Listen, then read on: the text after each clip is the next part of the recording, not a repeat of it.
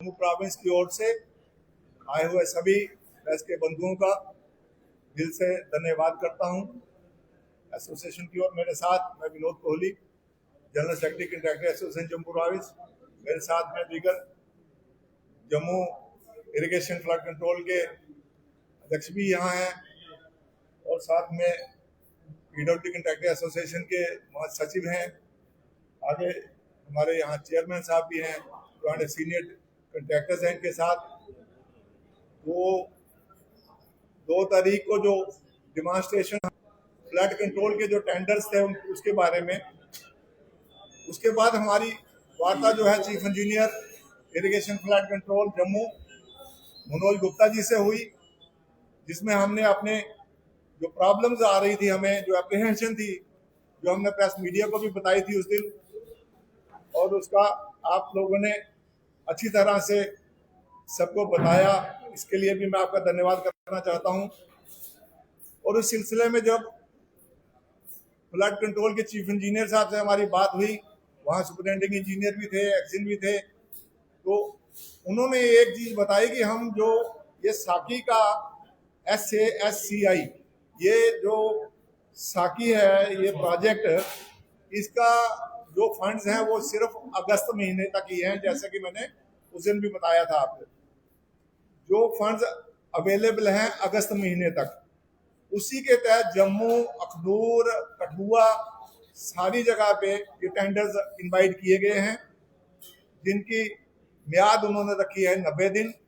120 दिन थे तो वो फिर 90 कर दिए, 90 वाले 75 कर दिए। खैर उस इशू में मैं नहीं जाऊंगा। जो एक इशू हमारा बचा है वो जो अगस्त में ये फंड सारे लैप्स हो जाएंगे और कोई भी कंट्रैक्टर जो है अपने ड्यूज जो है वो अगस्त महीने के बाद क्लेम नहीं कर पाएगा, ना ही उसकी पेमेंट रिलीज होगी। ये एक कंडीशन जो थी जिसका वो एफिडेविट ले रहे थे, उस पर हमें अधिक आपत्ति है। वो आपत्ति इसलिए है कि जियोलॉजी माइनिंग वाले एक रूल बताते हैं। रूल में लिखा गया है कि 1 जुलाई से लेकर 30 सितंबर तक कोई माइनिंग नहीं होगी, ये इलीगल है। जब एक गवर्नमेंट का रूल है कि माइनिंग इलीगल है और फ्लड कंट्रोल के जितने भी काम हैं उनका सारा मटेरियल जो है वो नदी नालों से ही आता है, माइनिंग से ही आता है। जब माइनिंग बंद होगी तो इसका मतलब कि जुलाई से लेकर सितंबर तक, तो बीच में बचा मई जून, मई से फाइनल करते करते जो काम है 20 स्पॉट्स को क्लब करके एक काम बनाया गया है। तभी 4th ब्रिज से लेके जो रोड हमारी आती है रिंग रोड, वहां तक जितने भी स्पॉट्स थे उनको सबको क्लब करके और साथ में लिख दिया निकाला था, जिस काम की ए कार्ड नहीं होगी, TS नहीं होगी, फंड्स नहीं होंगे, उसको टेंडर नहीं किया जाएगा। अब ये इनकी NIT पे आपको मैं बता देता हूँ, लिखा हुआ है अंडर प्रोसेस। ए कार्ड नहीं हुई है, जो गवर्नमेंट ने करनी, कब करनी है, क्यों करनी है, उनको पता होगा। टेक्निकल सैंक्शन तभी होती है जब ए कार्ड होती है। टेक्निकल सैंक्शन भी नहीं है, वो भी नहीं है। साकी में ये प्रोजेक्ट किया गया है उस प्रोजेक्ट में, लेकिन अभी तक चीफ इंजीनियर साहब को 1 रुपया भी इसका रिलीज नहीं किया गया है। तो कहने का मेरा मतलब यही है कि इन्होंने सिर्फ टेंडर इसलिए लगाए हैं, कोई ठेकेदार आके टेंडर डाल ले, L1 आ जाए, हमसे अलॉटमेंट ले जाए, बस हम पब्लिक को भी ये बताएं कि हमने काम अलॉट किया था, ठेकेदार को हुआ नहीं हुआ उसके जिम्मेवारी पे होगा, और जब वो काम नहीं होगा तो ये सीधा ठेकेदार पे ठीकरा फोड़ देंगे, खुद बरी हो जाएंगे। लिहाजा हमने ये, जब जियोलॉजी माइनिंग मटेरियल नहीं देगा, जब फंड्स अवेलेबल नहीं होंगे, ना ए है ना TS है, हम किसी ठेकेदार की आहुति क्यों दें? तो ठेकेदार एसोसिएशन ने आज 3-4 दिन से इसी मंथन में लगे थे, तो इसीलिए आपको तकलीफ दी है कि हम आपके माध्यम से ये पब्लिक को, जिनका ये काम होना है, हम ये बताना चाहते हैं उनको कि ये सिर्फ आपके आंखों का धोखा है। ये काम पब्लिक के जो हैं वो नहीं हो सकते, ना ही गवर्नमेंट की मंशा है इसमें करवाने की। अगर मंशा होती तो इसको किसी और हेड में डालते। ये साकी के जो हेड हैं ये R&B में, कहीं UED में, कहीं और जगह इस्तेमाल करते, जहाँ की काम चल सकता। ये फ्लड कंट्रोल में इस प्रोजेक्ट को लाया गया, ये सिर्फ आईवाश है, इसके अलावा मैं समझता हूँ कि कुछ भी नहीं है। लिहाजा हम आपके माध्यम से बताना चाहते हैं, सारे ठेकेदारों से हमने बात की है जो कंट्रैक्टर एसोसिएशन में फ्लड कंट्रोल में ज्यादातर काम करते हैं, उनका भी यही मानना है कि हम ये टेंडर नहीं डालें। जब नहीं डालेंगे तो पब्लिक भी ये सोचेगी कि शायद ठेकेदारों ने अपनी मैनिपुलेशन की है और ये टेंडर नहीं डालने। तो इसलिए हम ये बताना चाहते हैं आपके माध्यम से कि यूं क्योंकि ये जिम्मेवारी सिर्फ ठेकेदार की होगी, इसलिए हम नहीं चाहते कि किसी ठेकेदार की आहुति लगे और उसके बच्चे जो हैं सारी उम्र रोते रहे कि ऐसा क्यों हुआ। तो ये टेंडर हमने बायकॉट करने हैं।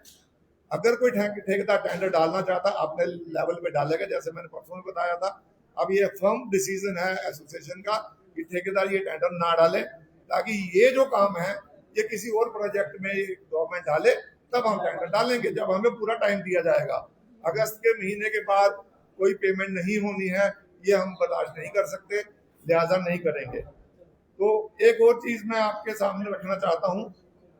पिछले हफ्ते लास्ट में एक दीवार गिरी थी जम्मू बांध तालाब के पास। वहाँ एक हमारा छोटा ठेकेदार है, उसने माइनस पे काम लिया था। रोज बेरोजगारी आपको भी मालूम है बहुत ज्यादा है, और कुछ जो पढ़े लिखे लोग हैं वो भी नया कार्ड बनवा के मार्केट में आ जाते हैं, एक्सपीरियंस भी कम होता है और अफसर उसका कार्ड बना देते हैं। तो वो जब टेंडर डाल देते हैं उनको पता नहीं चलता कि कैसे करना है क्या नहीं, एक काम करके छुट्टी कर देते हैं। इस काम में ऐसा था कि पुरानी बनी हुई 60-70 साल पहले की एक दीवार बनी हुई, वो नीचे से खाली हो चुकी थी। जैसे ठेकेदार ने काम शुरू किया, वो हालांकि अगर ये 10-15 मिनट पहले गिरती तो शायद ठेकेदार की भी कैजुअलिटी हो सकती थी, वो भी उसी स्पॉट पे खड़ा था। उसके निकलने के बाद लेबर काम कर रही थी, वो गिर गई दीवार। एक हादसा है, अनफॉर्चुनेट है, जिसकी हम मजम्मत करते हैं। और उसके नीचे 3 लेबर क्लास के लोग वो दब के मर गए। एडमिनिस्ट्रेशन के पास ये जब मामला पहुंचा, एडमिनिस्ट्रेशन ने साफ कह दिया कि ठेकेदार 5-5 लाख रुपए उन मजदूरों को दे।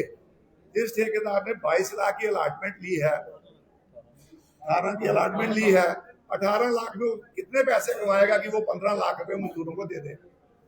हमारी जितनी भी तो लेबर के लिए क्यों नहीं आप इस्तेमाल कर रहे उसको? एक इंडिविजुअल को आप कह रहे हैं, दबाव डाल रहे हैं इंडिविजुअल पर कि अगर हादसा हुआ है, एक्सीडेंट है, अगर एक्सीडेंट में कोई मारा जाता है तो गवर्नमेंट का फर्ज बनता है कि उसके जो बच्चे हैं उनके लालन पालन के लिए कुछ स्कीम लाई जाए, और हमारे पैसे से ही स्कीम लाओ। आपको अपने वो हमारे पीडब्ल्यूडी के मिनिस्टर भी हैं, उनसे भी आपके माध्यम से हम अपील करते हैं वो जल्द से जल्द उस पैसे में से एक राशि निकाल के उनके बच्चों के लिए वो भेज दें, ताकि हमसे जो बन पाएगा हम करेंगे। हम पीछे नहीं हट रहे, लेकिन आइंदा भी अगर ऐसा कोई हादसा पेश आता है तो एक रूल बनना चाहिए। असेंबली आप लगती है तो उसमें हम कोशिश करेंगे कि उस पैसे में से जो पैसा हमने कंट्रीब्यूट करके दिया है, उस पैसे में से आप ऐसा अगर हादसा होता है तो लेबर को दें, हमें नहीं देना है, वो लेबर को दें सीधे, तो ताकि उनका जो उसका नुकसान तो हम पूरा नहीं कर सकते जो नुकसान हो चुका है, लेकिन कम से कम वो रिलीज नहीं होते हैं। पहले हमारे जो